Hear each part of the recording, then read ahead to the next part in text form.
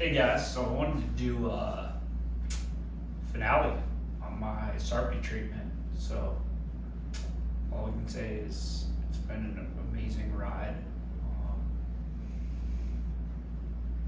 Had my Sarpe basically February 18th, 2022, and then I had them take my braces off a few months early, basically a few days ago, which would be August 2nd, 2023. Yeah, it's kind of one of those things where it's crazy to think, 17 and a half months or so, like kind of where I was with what I understood and how I felt versus now is like, it feels like a lifetime away. I guess the biggest thing for me is like, literally like my airway has doubled. So for those of you guys that have followed my story, like, at 42 years old, my upper jaw was 28 millimeters. So let's call that jaw of a 4 or 5 year old. I did the Vivos palate expander for 2 years, and that brought my upper jaw to like 31 millimeters. Looking back on that, all I can say is I'm grateful, because I think my story would be very different to this day based on the fact that like it basically like opened up my pharyngeal airway in the back. I still remember going to New York a few years ago to work with Dr.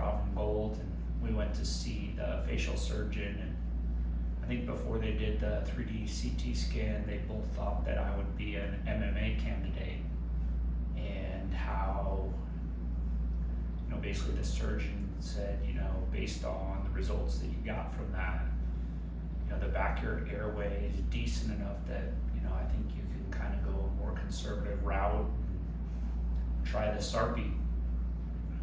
It's kind of one of those things, just thinking back how like my story could have been totally different, what that would look like. And it's just crazy that like we just kind of never know how and where, why our story's going to go. And the fact that I left New York and here these two guys, brilliant minds, talking about doing this thing, and then come back to Arizona, and you start Googling this and you're like, what the hell is this thing, like what does this entail?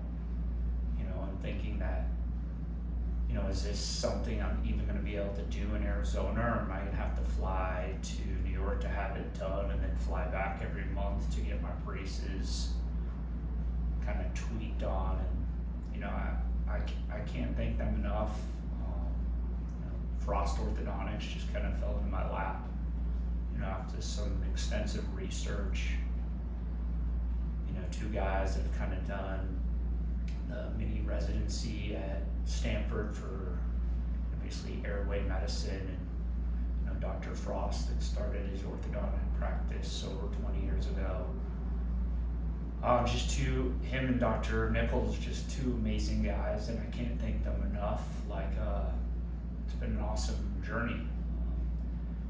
Think back that like I said, my airway was 28 millimeters. The Vivos brought me to 31, and then to think that the Sarpe basically brought me to 42, and what that did by doubling the size of my entire airway, and how much better I breathe at 45 years old. I think the most eye-opening thing is that like this can be done at any age.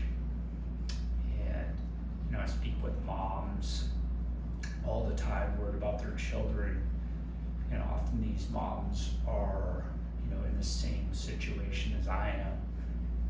And it's cool to see that I think in the past we didn't know, we know now, and we have science that can help reverse these things. And it's cool to see that like just they're able to help people better and better every single day, and that there's so many options. Even the fact that they make retainers that will grow your jaw for 70-year-olds. You don't even have to have surgery, and it's like just cool to see, because like I think everything in health comes back to airway and the ability to breathe. There's a woman in Annapolis that's kind of mentored me for the last 6 months, and she's got all kinds of patents. She's got a book coming out. She works with a lot of like the technology sides as a consultant for a number of companies when it comes back to nasal resistance. And it really makes me aware that it all comes back to your nose. You know, even as a child, it's like the minute you can't breathe out of your nose, your tongue's gonna come down. You're gonna use it to keep your mouth open to breathe. And when the resistance is enough for long enough that the tongue comes down, and it doesn't really ever end up back up as a strategy, like all bets are off. And I mean, it's been crazy to see that the linchpin is that nasal resistance. And one thing I've seen in the world of like dentistry and orthodontia is like a lot of these guys are treating that, but there can still be issues with the nose. And I think we have like compartmentalized medicine. It's so important that even if you're helping your child expand their airway, like, you know, there's technology called 4-phase rhinomanometry, which is basically like a device that like tests your nasal cavity for resistance. It can look for allergies. It can kind of look at the nasal valve, the septum, the turbinates. What it's doing is measuring flow, and it's comparing someone of age, height, sex to kind of norms, and then looking on a 3D axis as far as like what is actually going on with the nose. And I mean, it's just really shown me that the testing a doctor offers is going to show kind of what they know and how they treat in the world of medicine. And that's so important. I think, you know, people getting into this world, they don't truly understand the complexity of it, and it's insane. From being born with tension patterns in our skulls, how it affects our posture, how it affects how we sleep, our sympathetic nervous system, like those things are huge. And you know, oftentimes it's later in life that these symptoms start to show up, and people, you know, at that point it's like a code red when the flags are there all along the way. And I think the more we start to educate and become aware of these things, like the earlier they can be treated, the better the intervention, and you know, things won't have to be so drastic because we're catching them too late in the game. And you know, for me to think that, like, you know, the fact that I breathe better, someone that's been in fitness, I own a gym, you know, 25 years, I've exercised my entire life every day, and how I breathe the best I ever have in my life at this age is insane. You know, I can't say it enough that like there's so many good doctors, but like the most important thing in this world is vet your doctor. One is education. You need to know enough to ask the right questions to make sure that like where you're starting, first 1 or 2 doctors can really set this path for you or your children's healing. And you know, I think the other thing is this: every day there's new science coming out, and even these great doctors, you know, at some point they have a family, they have a big staff, and it's like doctors can't do everything. There's not enough time to become efficient and proficient at using these tools. And so I think, you know, modern day we see all these things all over the world from social media, and like just think we're going to be able to find it in our backyard, and you're not. You know, there is no right device, there isn't a right way to expand. You know, and just realizing like the most important thing is basically finding a doctor that you like you just feel right about in your gut. You just know. And when you're sitting in front of those people, it's like realizing like, you know, my journey is meant to stop here for a while and work with this doctor. And realizing it's a brilliant doctor is like a really good artist. You know, it's like have me paint a tree, I could paint 1,000 trees, and even by the end, probably wouldn't look like that, which someone would show up and like their first tree literally looks like a real tree. And it's like I realize that like it's a skill, and these doctors are artists. So, everything bad you ever read about a device, maybe it's not the device, it's the skill and the artwork. And there's no right or wrong way. This science is evolving every single day. And I think we hear or see something and think that is what I need. And it's like oftentimes we lack so much context that we're guilty of like selling ourselves on this thing that we don't even understand.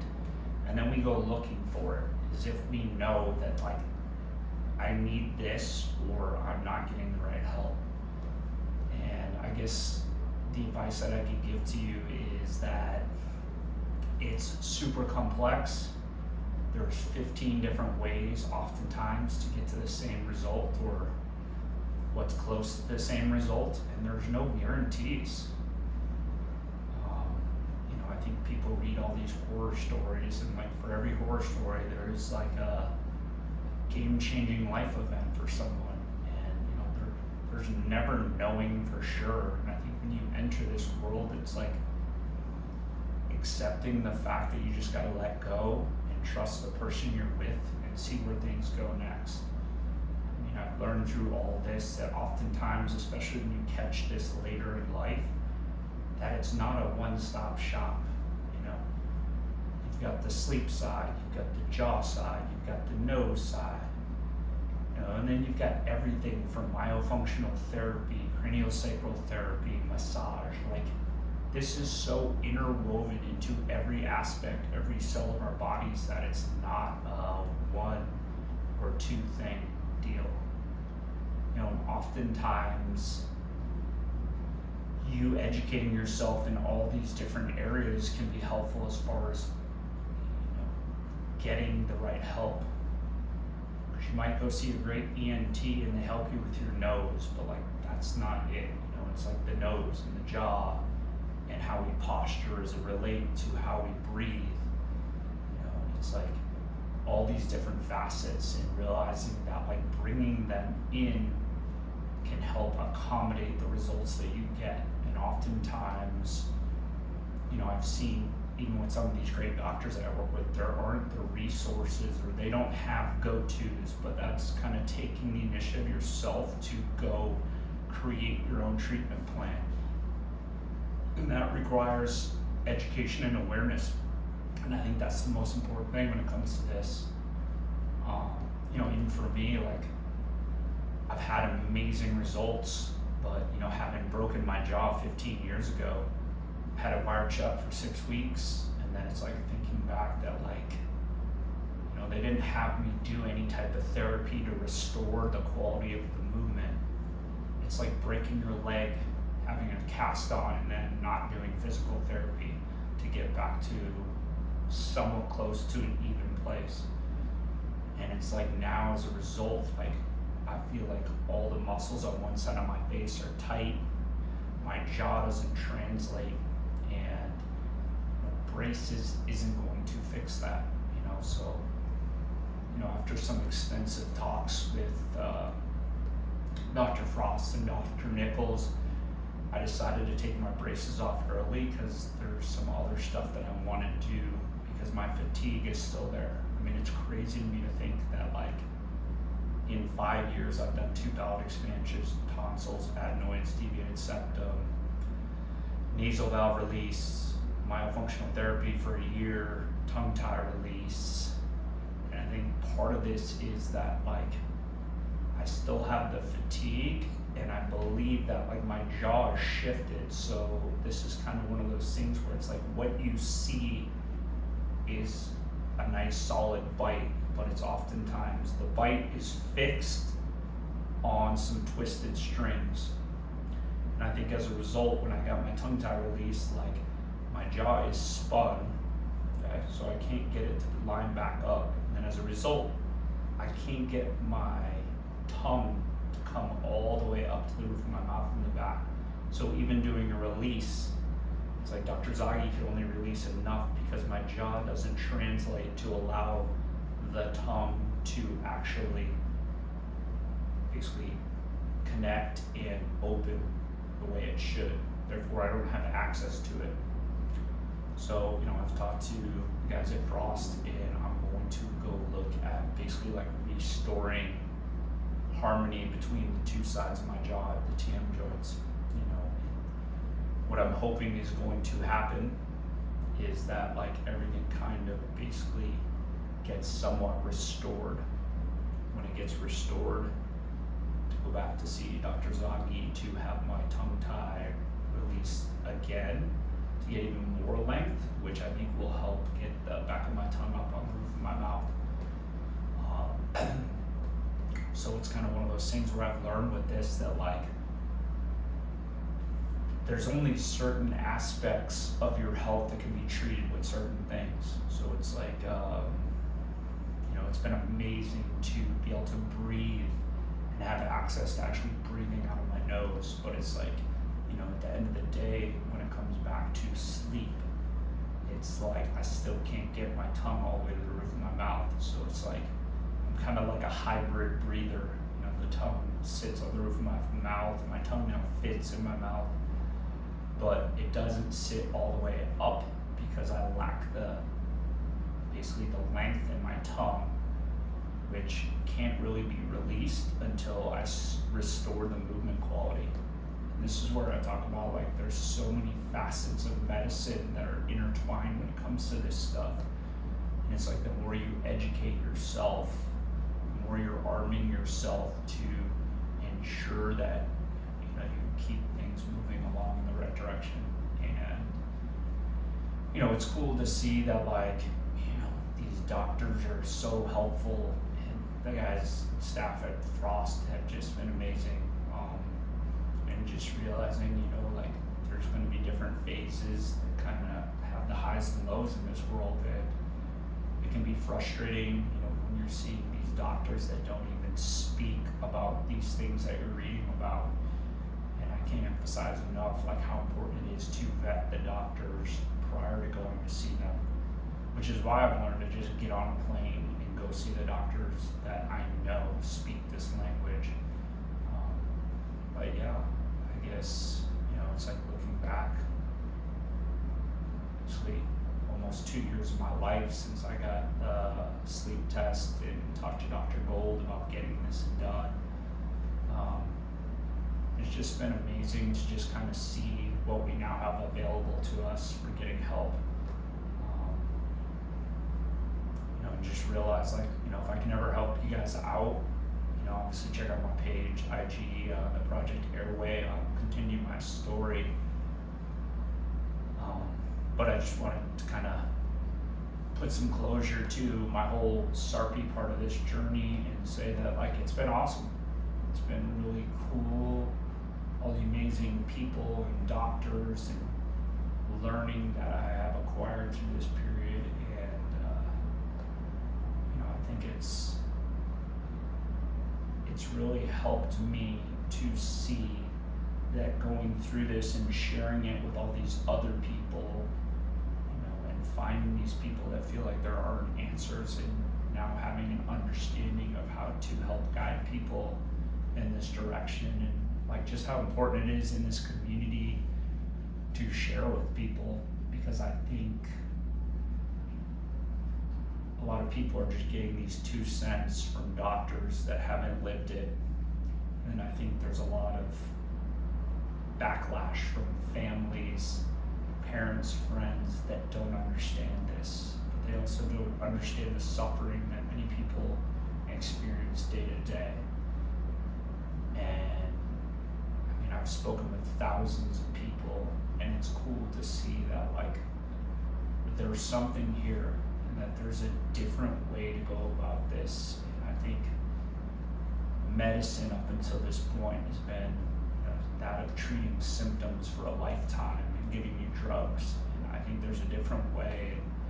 It's cool to see that some of these doctors are out front trying to change where medicine goes and get to the root cause and help people. And all I can can say is like I'm grateful for those that are doing that, and the guys at Frost have done an amazing job. You know, it's cool that like Dr. Frost and Dr. Nichols have said, you know, if you guys ever call there or mention, you know, that I had said go their way, that like, you know, they'll do a complimentary evaluation of you and your story. So even for those that live in a small town or don't have access, like, you know, even to get on a plane and come see someone, to get a good evaluation, to have an understanding from two individuals that really understand the complexity of this world, it's cool. Like, I've made some friends and met some amazing people, and I just want to say thank you guys for following my journey. You know, I'm always here if you guys have questions. I think the longer I sit in this space, the more I really understand where to help people start. And I think where you start opens the door for getting good information, good advice from the get-go. And I think that really helps set the trajectory for your healing. So I'm always here. Thank you guys for tuning in, and feel free to reach out if you guys have any questions.